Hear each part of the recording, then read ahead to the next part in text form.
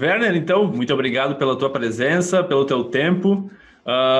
Eu queria que tu... Na verdade, a gente geralmente fala assim, não, pode te apresentar, mas, na verdade, o tema do episódio Personas do Suinocast é um pouco falar da carreira da pessoa. Eu queria que tu nos contasse um pouquinho de como foi tua carreira, como é tua carreira, lá desde quando tu viu o primeiro porco na tua frente.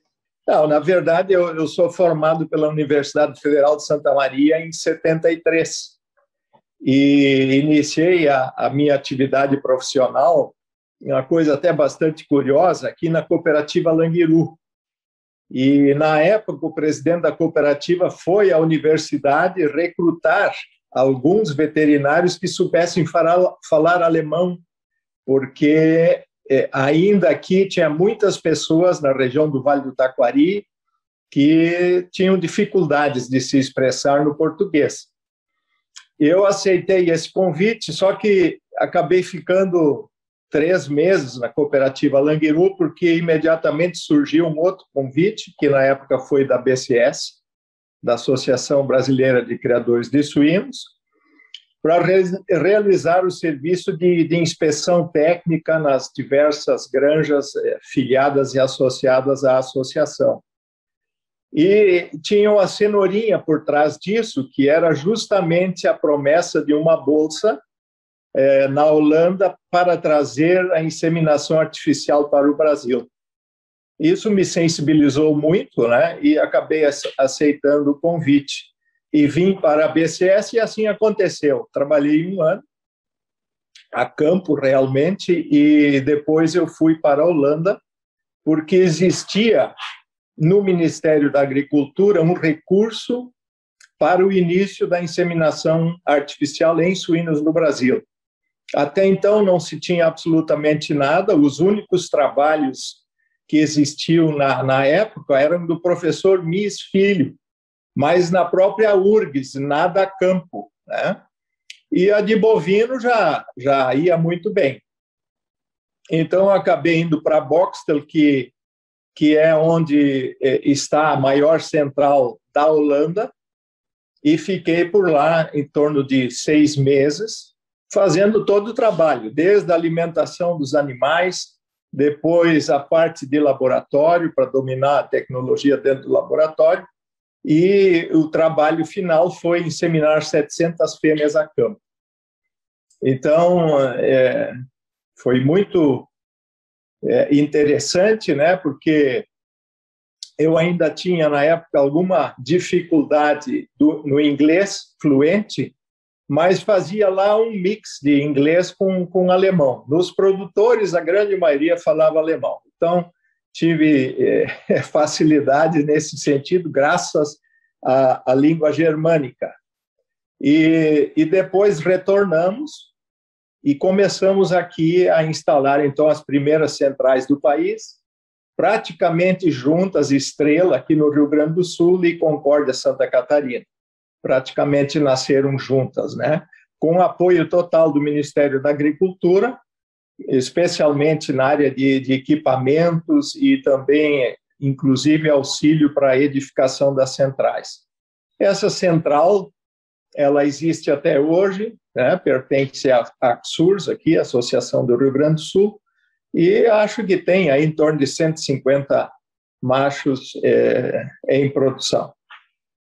E, na sequência, eu não havia ficado muito satisfeito, eu queria mesmo aprofundar os conhecimentos, e aí fui até Hannover, antes de voltar ao Brasil, quando terminou o período da Holanda, e falei com o professor Merck lá, que era o diretor, e que tinha vindo para o Brasil várias vezes, ele era especializado em reprodução de equinos, e para verificar a possibilidade de fazer uma especialização em reprodução de suínos lá. E isso foi imediatamente aceito, graças novamente pelo fato de eu ser fluente no alemão, que era uma condição fundamental. Então, logo em seguida, voltei para a Alemanha e fiquei mais 1 ano e meio na Alemanha para me aprofundar na área de inseminação e reprodução de suínos. E nesse período, quem me substituiu aqui, porque os trabalhos aqui nós já tínhamos iniciados, foi a colega Isabel Scheid, que depois foi para a Embrapa e hoje reside aqui na Serra Gaúcha. Então, mais ou menos isso. Aí fiquei 10 anos na direção dessa central, implantamos os trabalhos, tudo lentamente, porque nós tínhamos dúvida em relação aos resultados e à aceitação da tecnologia, especialmente pela infraestrutura, que é muito diferente da Europa. Então, nós tínhamos um pequeno grupo na própria central, que começou a atender os produtores a campo no entorno aqui do município e outros municípios vizinhos. Diretamente, a nossa equipe da central se deslocava para inseminar as fêmeas. E, na sequência, nós começamos a efetuar convênios com os sindicatos dos trabalhadores rurais, com as prefeituras municipais, e começamos, então, a enviar o sêmen por ônibus para essas localidades. E a coisa foi se expandindo, foi crescendo. Mais à frente, um pouco, começamos a remeter sêmen via aérea para os estados do Nordeste, para grupos de produtores que lá estavam organizados. E a coisa foi funcionando bem, e a tecnologia foi se difundindo, né? E chegou nessa coisa maravilhosa, né, que é hoje. Evidentemente, com muito mais facilidade, com softwares espetaculares para controlar a qualidade do ejaculado e todas essas coisas, recursos que nós não tínhamos naquela época, né? Mas eu tive a oportunidade de treinar mais de 200 colegas, veterinários, zootecnistas, técnicos agrícolas, assim, em coisas fundamentais e bem primárias, né, que era trabalhar com o útero para ver onde que iria fixar a pipeta, né, e todas essas coisas da fisiologia e da anatomia, né. Passaram mais de 200 aqui pela Central de Estrela para se habilitar, porque houve um momento em que a expansão foi muito grande, que foi o período em que as granjas maiores, praticamente todas elas, começaram a instalar laboratórios dentro da granja, né? E isso hoje retrocedeu novamente, né? Está novamente concentrado em grandes centrais e o pessoal foi abrindo mão em função de uma série de razões, né? E especialmente também a questão genética, que hoje tem a possibilidade dos produtores terem acesso diretamente a reprodutores indexados, inclusive altamente testados e importados. Então, mudou muito. Mas o importante de tudo isso é que esse trabalho todo, que foi um trabalho árduo, gerou muitos frutos, né? E continua gerando frutos muito, muito bons. Na sequência, então, para complementar um pouco, eu achei que deveria partir também um pouco para a área empresarial e acabei me desligando, aqui da associação e iniciamos uma empresa de nutrição animal, conjuntamente com mais 2 colegas, o professor Tabajara, que faleceu há poucos dias, né, e o colega Potiguara, e fundamos uma empresa de nutrição chamada Vitagre, com sede em São José dos Pinhais, no Paraná. E essa empresa, depois de praticamente 15 anos, foi vendida por um grupo francês e antes, porém, nós tínhamos firmado uma parceria com uma empresa canadense de material genético, que foi a Genetiporc. Então, também trabalhamos uns 15 anos com a Genetiporc, que também foi vendida para a Grosseries Speak, e por essa razão, hoje eu sou consultor da Grosseries, porque houve um apelo de que eu permanecesse, né, e praticamente ficaram todas as pessoas, toda a equipe da Genetiporc está hoje dentro da Grosseries. Eu fui eleito 2 vezes o melhor técnico do Brasil em suinocultura. no tempo da Porgold, da suinocultura lá, da revista do Luciano Ropa, né? Sim, sim. Ele instituiu isso aí, e eu fui 2 vezes eleito o melhor técnico em suinocultura, uma vez com 700 e poucos votos, porque era pela internet, né? E depois uma outra vez com 500 e poucos votos. Então eu tenho isso, guardo com muito carinho esses troféus aqui em casa, porque foi algo também muito marcante na minha carreira. Então, num sumário, seria mais ou menos isso a trajetória. Estamos, então, fechando 48 anos de dedicação exclusiva a esse segmento. Genial, genial. Daqui 2 anos, meio século dedicado à suinocultura brasileira. Exatamente. Werner, hoje o que tu acha que tem de percentual de inseminação artificial do plantel brasileiro? Cara, olha, eu vou te dizer, com certeza acima de 95%, 98%, né? Só mesmo quem não tem alcance à tecnologia, né? Que é uma coisa difícil de precisar, não está fazendo uso, mas quem tem alcance está todo mundo utilizando e com resultados tão bons quanto, né? A monta natural. E, evidentemente, com todas as outras vantagens sanitárias, né? Do próprio melhoramento em si, né, do acesso a animais de altíssimo potencial e tudo isso, né? Então, e também diria com um custo bastante acessível aos produtores. Então, esse conjunto faz com que realmente ela se torne muito atrativa, né? E eu acho que o carro-chefe realmente são os benefícios que ela traz para a produção, né? Se for pensar em termos de aceleração do ganho genético, talvez foi o primeiro movimento, né, para fazer essa aceleração. Claro, hoje já existem técnicas de melhoramento genômica e tal, mas para maximizar a difusão dos melhores genes, talvez tenha sido o marco na produção. Nós temos, assim, até registrei alguma coisa, né, na memória, nós tivemos muitos marcos importantes nesse período que eu estou na suinocultura. E os que mais marcaram, por exemplo, foi a transformação do suíno-banha em suíno tipo carne, que foi no final da década de 60, início da década de 70, que eu peguei uma parte. E foi realmente um grande desafio, porque a banha era o que todo mundo utilizava, que os consumidores utilizavam, né, para preparar os alimentos.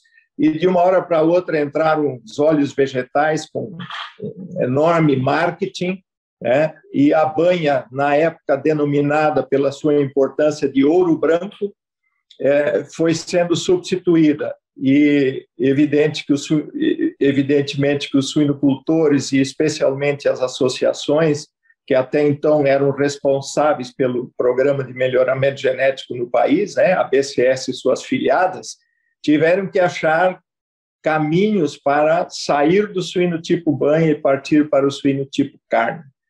Então, começaram as primeiras importações, eu me lembro, de animais da raça Duroc, da Argentina, e logo na sequência também as importações das raças brancas da Europa, né? E esses animais, então, eram multiplicados aqui, e distribuídos dentro de um esforço para lentamente a gente ir substituindo esse suíno tipo banha para o suíno tipo carne. Foi um trabalho muito intenso. Também aí começaram os primeiros trabalhos dentro dos frigoríficos para avaliação das carcaças, né, para ver o impacto disso e as diferenças. E na época se pagava o produtor pela cor do suíno, né? Uma coisa interessante, era o suíno, era o vermelho, o branco, né? E o comum. Né? O comum, então, era aquele essencialmente banha. Era assim que o produtor era remunerado. Então, esse foi um primeiro grande desafio, e junto com as importações foi dado esse passo fundamental que foi o início da inseminação artificial, na década de 70, que impulsionou e acelerou tremendamente toda essa transformação. Então, foi realmente um marco muito, muito importante para poder acelerar todo esse processo. Aí, na sequência, nós tivemos outros marcos muito importantes, né? Por exemplo, a primeira empresa de melhoramento genético entrou no país em 77, que foi justamente a PIC, a Grosseries PIC, e isso causou grandes resistências, porque era uma nova proposta. Entrou o conceito do suíno híbrido, que na época não se conheciam, tudo era feito através de animais puros, né? E sabemos muito bem que os animais híbridos incrementam a produtividade, melhoram a rentabilidade de carcaça e todas essas coisas, mas havia muita resistência.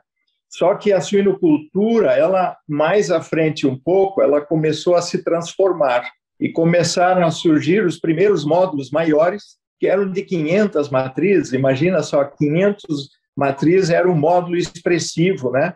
Logo a seguir, 1.000 matrizes, 2.000 matrizes, e hoje nós temos, pelo menos aqui no Rio Grande do Sul, módulos de 7.000, que foi a última granja instalada, e temos notícias da China de 15.000 matrizes, né? E do próprio México, 12, 15.000 matrizes também.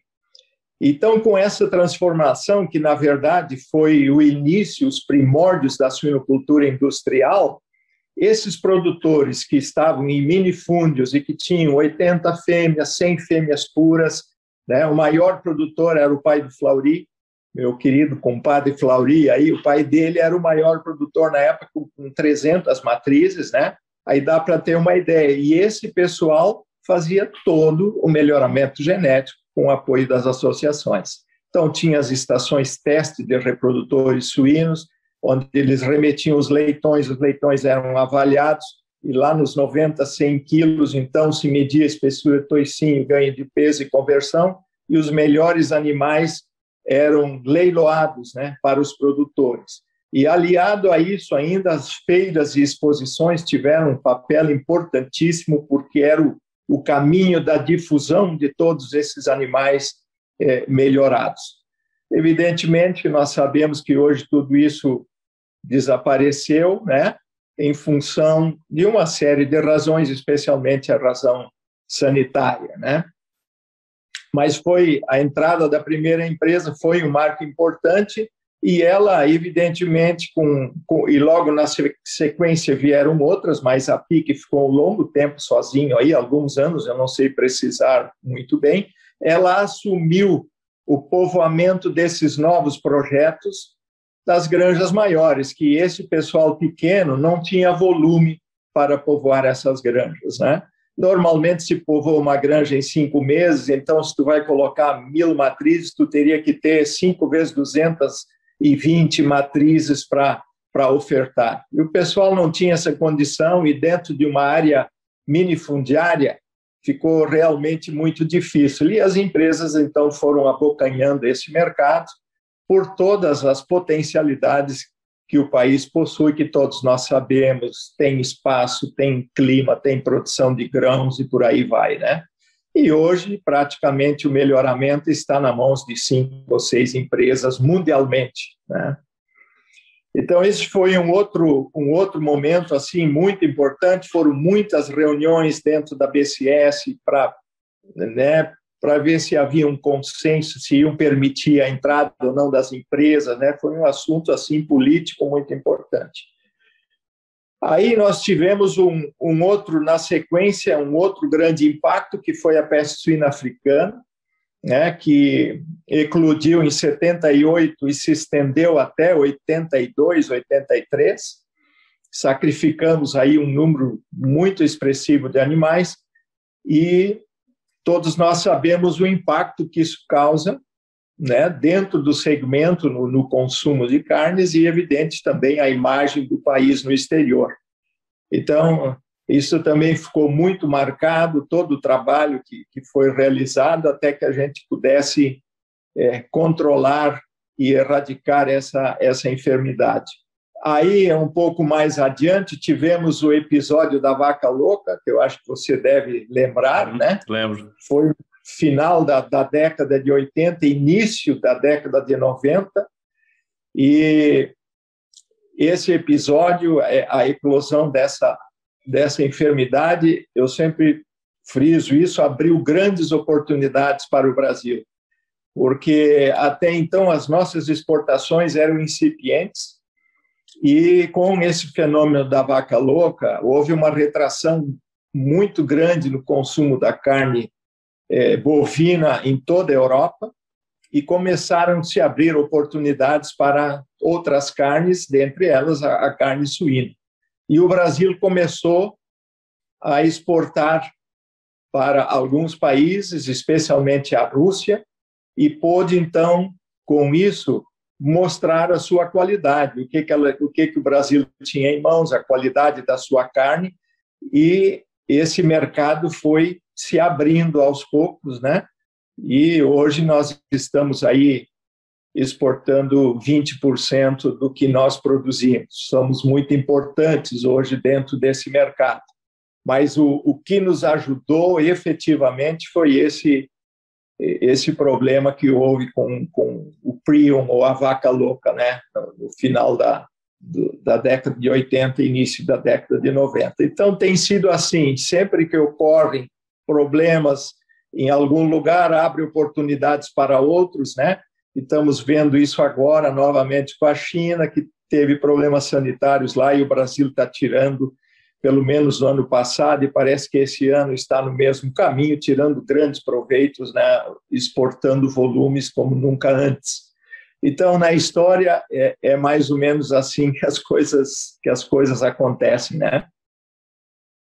Então, esses todos foram marcos muito importantes e, mais recentemente, eu colocaria como, eu pelo menos vejo como um marco extremamente importante, que foi a profissionalização das nossas quarentenas para importação de animais. Sem Porque as empresas de genética, elas tinham que elas mesmas providenciar seus quarentenários.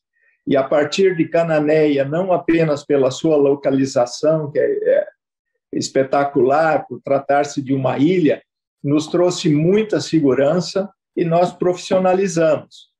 E isso, então, está nos possibilitando de trazer animais em grandes volumes e com muito mais segurança, porque os animais ficam aí sequestrados e são liberados pelo Ministério no momento em que está tudo ok sanitariamente. Então, com isso, as empresas de melhoramento genético modificaram um pouco a sua forma de trabalho, porque as empresas mães que estão em outros países têm grandes volumes de fêmeas em produção, com essa finalidade específica, e com certeza tem sobras de animais, especialmente machos da linha fêmea, né? E nós repetíamos todo esse trabalho aqui no Brasil, né? Tudo que se fazia lá, em termos de seleção, de controle, de avaliação dos animais, era repetido aqui no Brasil, quando muitas vezes nós tínhamos lá animais muito melhores do que aqueles que a gente estava selecionando aqui. Mas por dificuldades de infraestrutura e especialmente segurança, se trazia esporadicamente. Então, hoje, as empresas estão trazendo com frequência e isso nos colocou num nível idêntico às empresas lá fora. Por quê? Porque nós estamos importando os animais, colocando em centrais de inseminação, e esse sêmen, então, é distribuído diretamente aos clientes, aos produtores.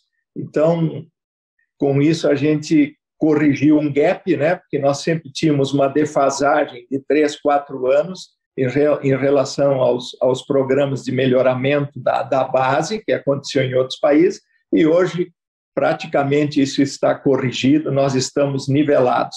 Então, também foi um marco extraordinário e que alguns países já estão vendo o Brasil como um país potencial pela sanidade do seu rebanho, de poder, a partir daqui, exportar animais para a América Latina e outros países. Sem dúvida, sem dúvida. Eu lembro até, Werner, eu visitei uma granja uma vez nos Estados Unidos e o professor que estava comigo falou para o funcionário, tá vendo aquele cara ali? esse cara nunca viu um suíno com piercing. E daí o cara me olhou assim, ele falou, não, tá brincando. Não, é que a gente não tem piercing no Brasil. Ele falou, não, tá mentindo. Não Eu falei, não, é acredito, verdade, né? eles não acreditam, né?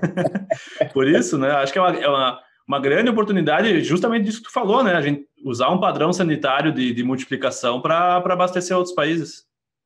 É. E ainda aliado a isso, né, também está ocorrendo uma outra coisa que é extremamente importante, que em função disso, né, ou apoiado por isso, que é a colocação da pirâmide genética dentro das unidades de produção. Então, hoje o produtor, cada vez mais, ele tem bisavós, avós, ele tem toda a pirâmide. E com isso ele fecha a sua unidade de produção, entrando apenas o sêmen. Nós chamamos disso de granjas geneticamente abertas e sanitariamente fechadas, porque uma vez que há um controle mínimo em nível de central de inseminação, dificilmente nós vamos introduzir qualquer agente nessas unidades de produção. Então, o pessoal está aderindo muito a isso, e isso tem sido extremamente benéfico para a saúde animal de toda a produção brasileira. E nós também podemos agora, através se ofereceu muito mais segurança aos produtores através de softwares que surgiram, porque até então o produtor sempre perguntava, mas o que me assegura que eu vou evoluir geneticamente colocando esses animais dentro do sistema, né? Como mensurar isso? E hoje tem softwares que mostram isso com na verdade, um raio-x onde o produtor pode acompanhar mensalmente a evolução que ele está fazendo dentro da sua unidade. Claro que isso é monitorado por equipes, por colegas, né, equipes de trabalho da área de melhoramento, mas que dão uma grande segurança aos produtores e que faz com que, então, esse sistema venha crescendo bastante no Brasil, o que é muito bom. Então, nós partimos, veja, de uma suinocultura. Quando eu iniciei, a suinocultura era praticada em piquetes, né, na sua grande maioria, e o pasto utilizado era o quicuio, que as porcas em gestação adoravam, né, o quicuio, e os desmames eram feitos com 56 dias. Nós viemos para 42, depois para 35, viemos para 28, e hoje com 21, 24, mas tentamos vir a 16, o que a fisiologia não permitiu, porque a fêmea tem uma necessidade, um determinado período para poder recuperar as condições uterinas. Mas o pessoal tentou vir a 16 dias e retrocedeu. Então, só isso mostra a enorme evolução e os avanços que foram feitos, né?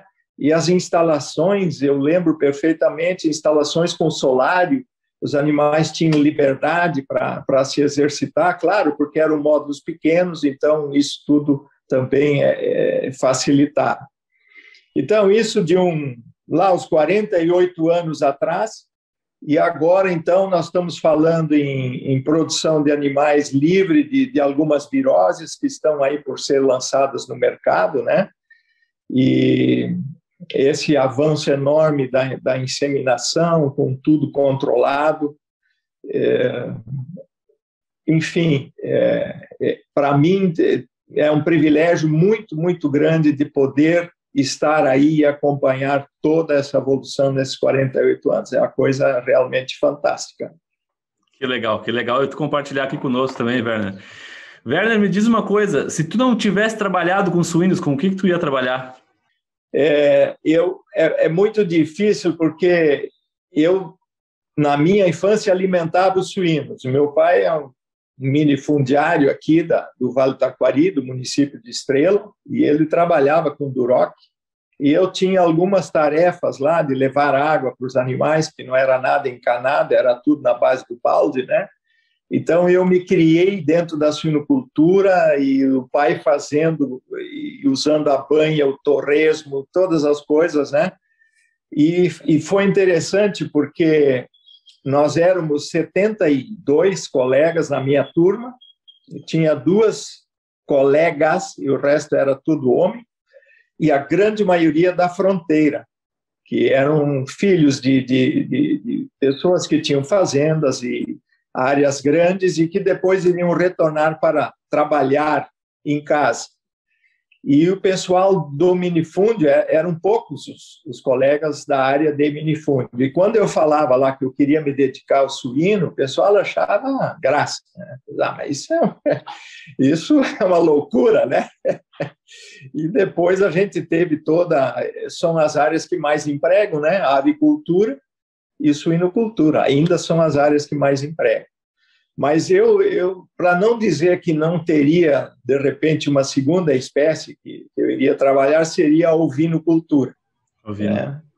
Ovino, Eu sou um pequeno ovinocultor aqui no sítio, que pertence à família. Gosto muito, né, da ovelha também, pela docilidade, pela paz que traz, né? É uma coisa impressionante a paz que a ovelha traz. Ela não tem nem defesas, né? A única defesa que a ovelha tem é sair correndo, né, para se defender. Mas, no mais, ela não tem nenhuma defesa e é um animal extremamente dócil e que eu gosto muito. Então, se eu não fosse para o suíno, talvez eu teria ido para a ovinocultura.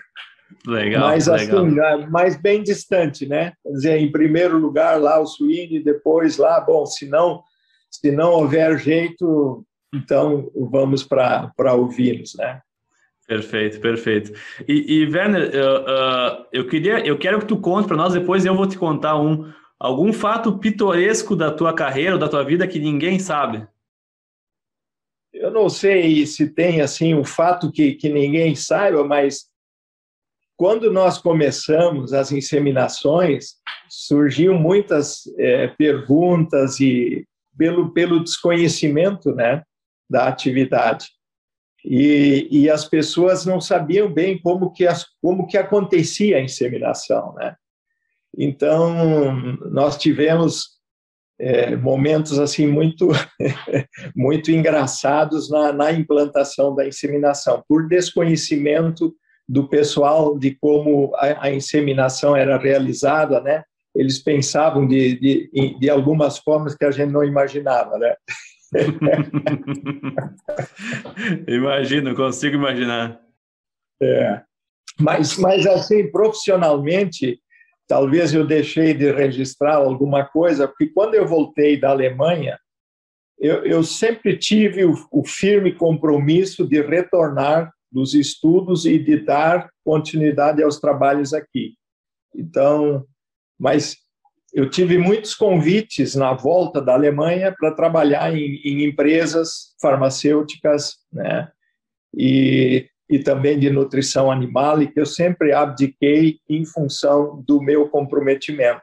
Eu fui a convite dos produtores para, na volta, seguir, implantar esse trabalho e dar continuidade a esse trabalho junto aos produtores. E isso, então, é o que me fez ficar firme, né? Mas tive realmente muitas oportunidades e fiquei esses 10 anos aí liderando a central de inseminação para depois, então, passar o bastão, né? Sim. E eu tive aqui colaboração do professor Ivo Ventes, né, na montagem dos manequins, em coisas básicas, porque nós fazíamos praticamente tudo, os recursos eram escassos, né? E eu lembro que o professor Ivo veio aqui alguns dias e nós montamos o primeiro manequim, as primeiras coletas dos machos, né? As avaliações, enfim, um trabalho sempre procurando ser bem cooperativo com os colegas das universidades também. Então, foi realmente uma coisa muito, muito marcante para mim, esse início todo e esse privilégio que eu tive, né? Que, na verdade, foi uma coincidência eu estar me formando e, naquele mesmo momento, o país estar pensando em iniciar isso e chegar ao meu nome. Então, agradeço por essa oportunidade. Sabe, Werner, eu tenho um fato pitoresco contigo, eu acho que tu não sabe. Era no ano 2007, então há bastante tempo atrás. Eu tinha recém começado o estágio lá na URGS, no setor de suínos, e a gente estava trabalhando no Sinsui, né? Era o segundo Sinsui. E eu olhei os palestrantes lá e tal, e vi que tinha gente dos Estados Unidos, da Alemanha, da Holanda, e eu fiquei, nossa, os caras vão estar aqui, vai ter alemão dando palestra, vai ter americano e tal. E daí eu com meus colegas ali na organização, organizando o coffee break ali, né? Vi um senhor conversando com o professor Ivo, né? E daí nós começamos, aquele ali deve ser o alemão. Não, certo que ele é o alemão, deve ser o alemão. E era tu. Era tu, cara. E daí depois... dá para passar por germânico, né? Eu passei perto e falei, não, mas ele fala português. Não, mas então eu acho que não é esse aí. Eu me lembro dessa história. Tu sabes que quando o meu período de permanência em Hannover foi pelo convênio que existia entre a Universidade Federal de Santa Maria e a Faculdade Veterinária de Hannover, foi para lá o professor Severo, que era o patologista, era um professor extremamente competente e muito rígido, né? E o Severo chegou e ele é assim um cor de cuia, né? É um cor de cuia. E o Merck disse, Werner, tu faz aí o papel de... Fica ciceroneando aí o professor Severo, né? E nós fomos para o mercado. E, na época, tinha uma imigração fortíssima de turcos na Alemanha. E eles não tinham boa fama. E quando nós chegamos no caixa, eu passei direto e o professor Severo foi retido para examinar, sabe? Para ser examinado, a bolsa dele, as coisas todas. Foi um ato, olha, muito deprimente para ele, né? E de entender o porquê, né? Então, mas era em função da imigração dos turcos e que volta e meia botavam algumas coisinhas a mais nas sacolas, né, no mercado, e ficaram marcados por isso. E o Severo sentiu de perto o que significava isso, né? Werner, qual que tu julga que foi o momento mais difícil da tua carreira até hoje? O momento mais difícil foi o momento em que eu tive que decidir de ir para a iniciativa privada, porque eu esqueci desse detalhe, eu era funcionário da Secretaria da Agricultura do Estado, né, e cedido à Associação de Criadores de Suínos, na época, né? Então, eu recebia do Estado e desenvolvia o meu trabalho na associação em função dos poucos recursos que a associação tinha.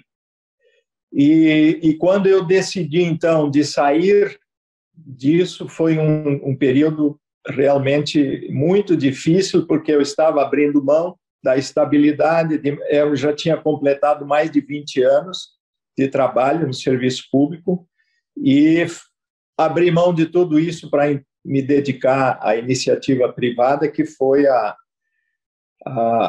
empresa de nutrição, a Vitagri, na época que nós começamos a montar, né? E antes disso ainda, nós tínhamos a Plan Rural, que era uma empresa de assistência técnica aos suinocultores, que a gente fazia projetos e dava toda a assessoria para que o negócio desse certo, né? E isso, então, depois se transformou em Vitagri, e no momento que houve essa transformação, eu não tive mais como permanecer, eu tinha que decidir. E foi realmente uma decisão bem complicada. A família também tinha muitas dúvidas, pai, tu vai sair aí, vai abrir, né? Vai deixar o certo pelo incerto. E graças a Deus foi muito acertado. Sim, não, perfeito. Eu acho que isso acaba sendo uma lição para muita gente que passa por várias movimentações nas suas carreiras hoje em dia, e hoje mais ainda, né? Hoje dificilmente tu se aposenta na primeira empresa que tu vai trabalhar, e muito da questão de que é a velocidade da adaptação, de aceitar a mudança, e que às vezes o conceito do certo, ele é uma opinião, né? Ele não existe o certo e errado, porque os teus filhos comentaram, né? Sair do certo para o incerto, mas talvez o incerto dê mais certo, né? Exatamente. Eu tinha, evidentemente, para tomar essa decisão, eu tinha uma convicção e a certeza que eu poderia dar muito mais para o segmento do que eu estava dando, porque quer queira, quer não, a gente fica dentro do serviço público, fica muito engessado. Eu tinha um conhecimento bastante amplo depois desses estágios na Holanda, na Alemanha, eu tinha vontade de dar mais e de contribuir mais. E foi através, primeiro, da Plan Rural, que era essa empresa de assistência técnica, e depois, então, para a empresa de nutrição e genética. E realmente foi aí que eu conheci o Brasil, né? Todos os cantos do país, uma coisa maravilhosa. O número de amigos que a gente fez, né, e tem até hoje é muito, muito grande, né? Quer dizer, realmente amplifica muito a nossa visão, né, e o sentimento, a visão e o que é realmente o potencial desse país, né? E ainda mais quando a gente conhece alguns países, outros, e começa a comparar. Então a gente, por um lado, se orgulha e por outro lado lastima que a gente está levando tanto tempo para fazer as coisas acontecer, né? Nós podíamos, pela riqueza que nós temos, andar muito mais rápido, mas quem sabe é Deus que quer assim, né? Vamos andando dessa forma, mas eu sempre acreditei muito no Brasil e continuo acreditando. Nós somos um país realmente, eu digo, é um país mosca branca, né? É um país diferenciado, cara. Nós temos tudo. E comparativamente, então, a gente, quando conhece a realidade de um Canadá, por exemplo, que eu fui tantas vezes, né, o clima, as dificuldades que os suinocultores têm lá, a ambiência, né? Nós aqui ainda temos a maioria das instalações com ventilação natural, né? Lá eles são obrigados a fechar tudo e forçar em função de clima. A diferença é muito grande. E eu, uma vez, no Mato Grosso, numa reunião que nós tínhamos, eu afirmei que se o suíno pudesse escolher, ele diria: eu quero ser criado no Brasil porque lá eu serei mais feliz, né? E isso é uma realidade. Sim, não, exatamente. E cada vez mais se discute, né, Werner, a questão do bem-estar animal vinculado à qualidade de ar, qualidade de ambiente, gases, né? Isso a gente tem essa capacidade de criar suínos com uma ou duas folhas de lona, de cortina, conseguindo fazer manejos só com isso, né? Sem lacrar a instalação, né? Sim, essa facilidade, né? Para essa tendência. E vai acontecer, não tenha dúvida que isso, a pressão vai aumentando, e nós vamos ter que ir nos ajustando. São coisas que vieram para ficar, né? Sem dúvida.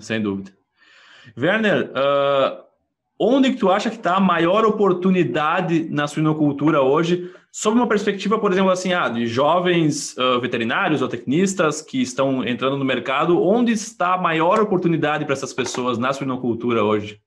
Olha, eu iniciaria um pouco antes. Eu tenho verificado uma decepção muito grande quando o pessoal que sai das escolas vai fazer entrevistas em cooperativas, empresas para trabalhar.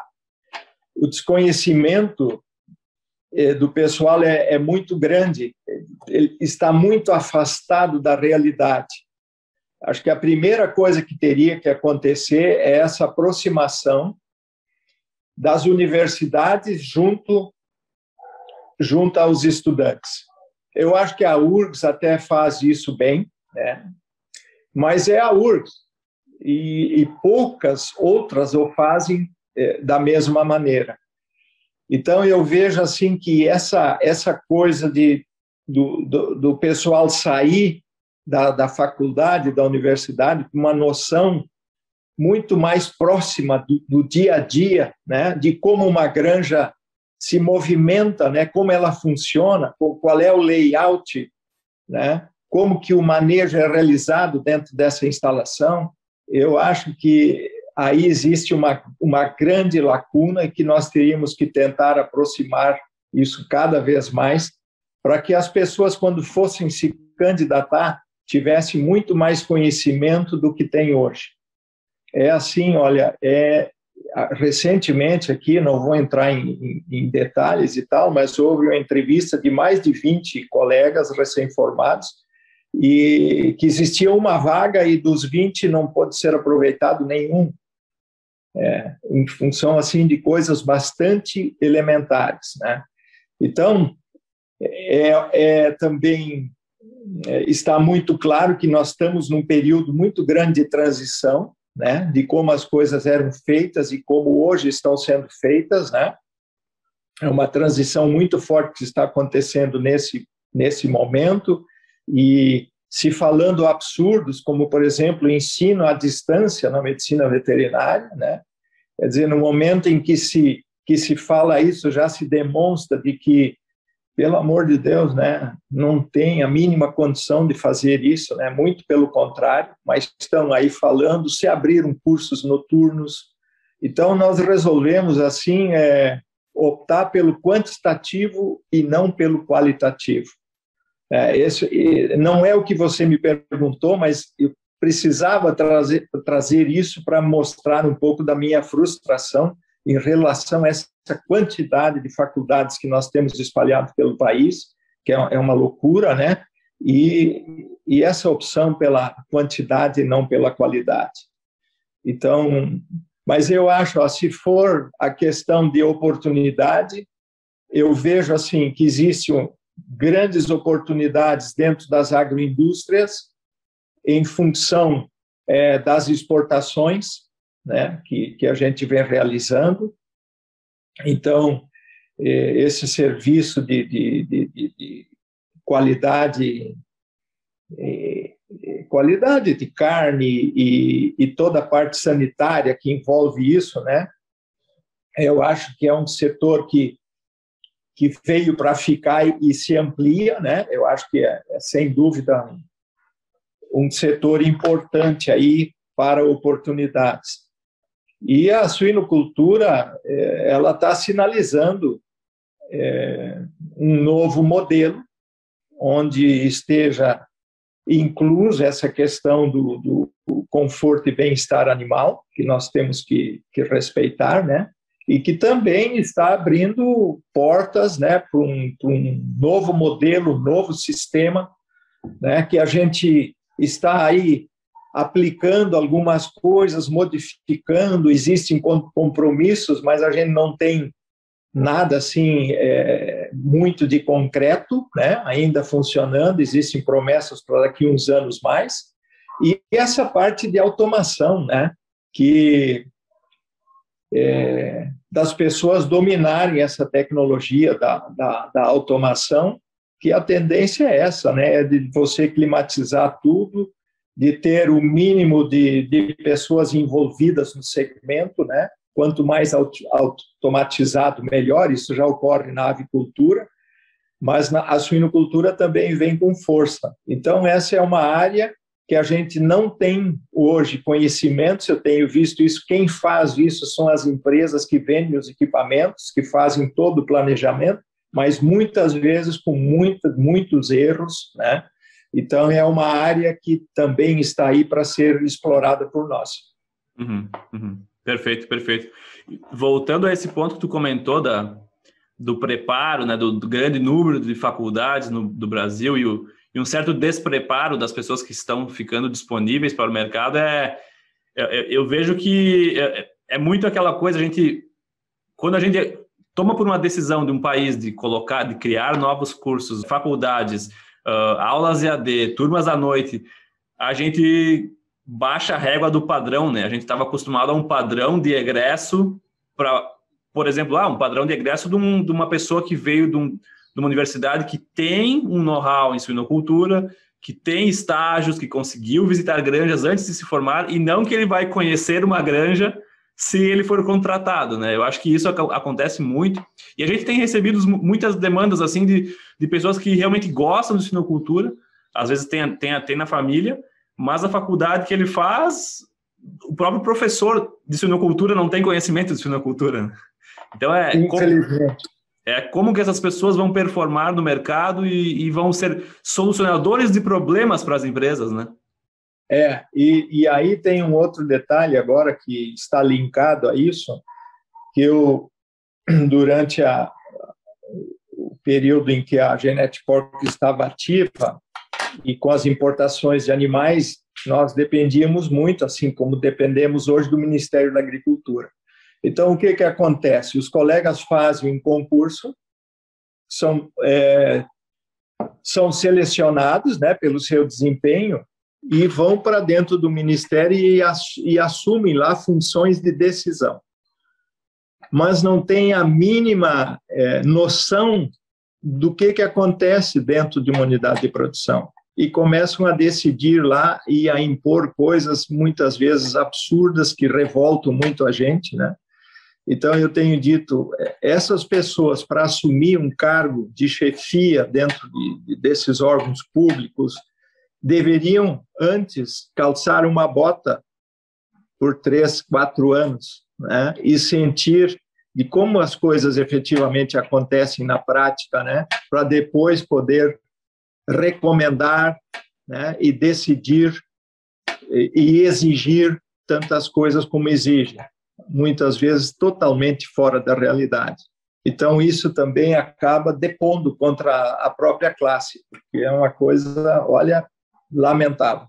Eu passei por muitas boas aí, nesse sentido aí, né? De pessoas capacitadas, fizeram o concurso, foram muito bem, têm um conhecimento teórico maravilhoso, mas não conhecem absolutamente nada do dia a dia.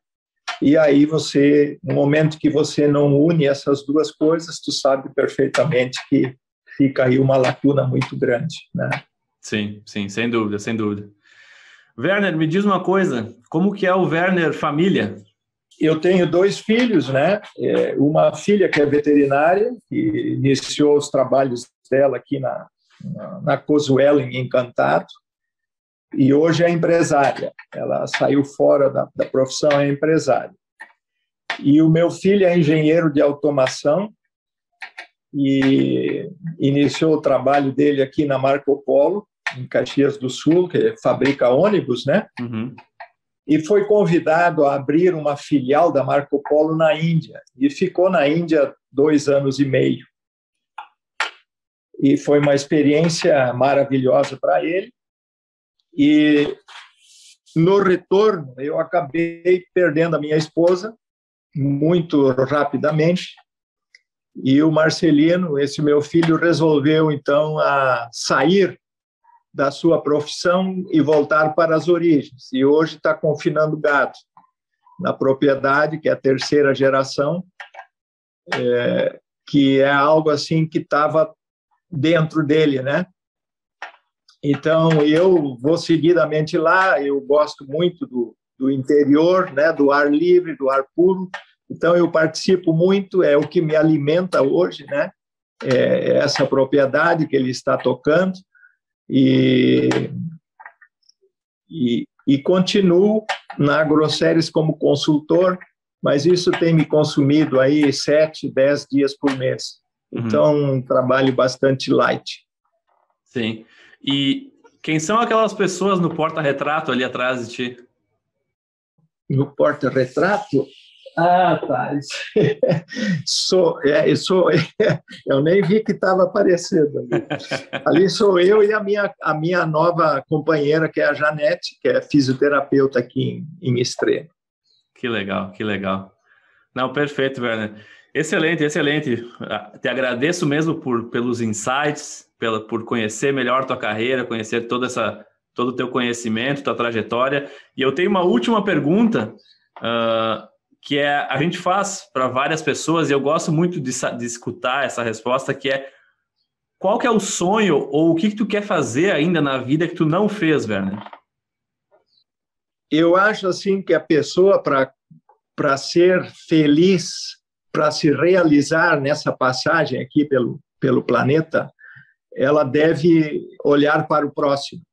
E eu, em função das viagens pelo mundo afora durante todo esse tempo, né, a correria muito grande, eu nunca tive possibilidades de fazer isso. E hoje eu estou me engajando aqui na comunidade e prestando serviços voluntários. Nós já fazíamos, em parte, assumindo algumas creches no tempo da empresa de nutrição, nós tínhamos assumido algumas creches em São José dos Pinhais e tal, mas hoje eu sempre falei que era algo que eu sentia muita falta e que eu preciso fazer. E agora eu estou começando a ter tempo de me engajar nesse trabalho voluntário, de ajudar as outras pessoas, porque temos muitos irmãos a serem ajudados nas mais diferentes situações e mais diferentes áreas. Então, é isso que eu acho que falta, assim, por uma realização maior minha, né, e do ser humano, acho, para qualquer pessoa. Isso faz muito bem e conforta muito. Perfeito, perfeito. Eu concordo plenamente, Werner, e acho que a sensação que nos gera acendendo a chama do outro, ajudando o outro, é uma sensação talvez quase melhor do que da que a pessoa que está recebendo a ajuda, né? Exatamente, exata. E outra, né, que eu tenho convicção que tudo que tu proporciona e tudo aquilo que tu faz sem cobrar, né, para os outros são coisas que voltam para ti. Eu vou citar apenas um exemplo ainda nesse sentido. Com o início da inseminação, havia um grupo de produtores em Pernambuco que se organizou muito bem e pediram que eu fosse, então, dar uma palestra lá sobre a inseminação artificial, e, na época, nós utilizamos água de coco como diluente. Coco tinha que controlar apenas o pH, não podia ser um coco verde demais, nem maduro demais, mas com pH em torno do neutro, e fazia a diluição na água de coco e o sêmen durava 24 horas maravilhosamente. Então, ajudei muito esse pessoal, não só nessa área técnica, mas como eu fui 6 anos presidente da Associação aliás, 8 anos presidente da Associação de Criadores de Suínos do Rio Grande do Sul, que eu nem mencionei, eu também pude ajudá-los um pouco na organização. E eu nunca cobrei nada por isso, a não ser as despesas de viagem e tal. Eu digo, não, vocês me mandem a passagem, me pagam o hotel e está tudo certo. E, para surpresa minha, alguns anos após, não me lembro bem, 3 ou 4 anos, veio um desses produtores trouxeram um computador para o meu filho, uma bomba hidráulica, N coisas assim, inesperadamente, né? Me trouxeram do Recife, de Pernambuco, para cá em função do que eu havia feito lá. Então, acho que é um exemplo simples, mas que mostra que realmente as coisas boas que a gente pratica, ela acaba fazendo que coisas boas voltem para a gente. Tudo retorna, né? Sem dúvida, sem dúvida. A lei do retorno nunca falha. Genial, Werner Mink. Muito obrigado pelo teu tempo, pelas palavras, por todo o conhecimento. Não tenho dúvida que o público do Suinocast vai ser agraciado aí com um legado muito importante para a nossa suinocultura brasileira. Werner, muito obrigado novamente pelo teu tempo. Agradeço muito, Jamil, de vocês terem lembrado de mim e de dar essa oportunidade de compartilhar um pouco da história da suinocultura e também da vida profissional nessa trajetória aí maravilhosa de 48 anos e que, se Deus quiser, vai mais alguns anos ainda. Muito obrigado e um abraço a todos que nos ouvem. Um abraço, Werner. Muito obrigado. Tudo de bom. Abraço igualmente. Até mais. Tudo de bom.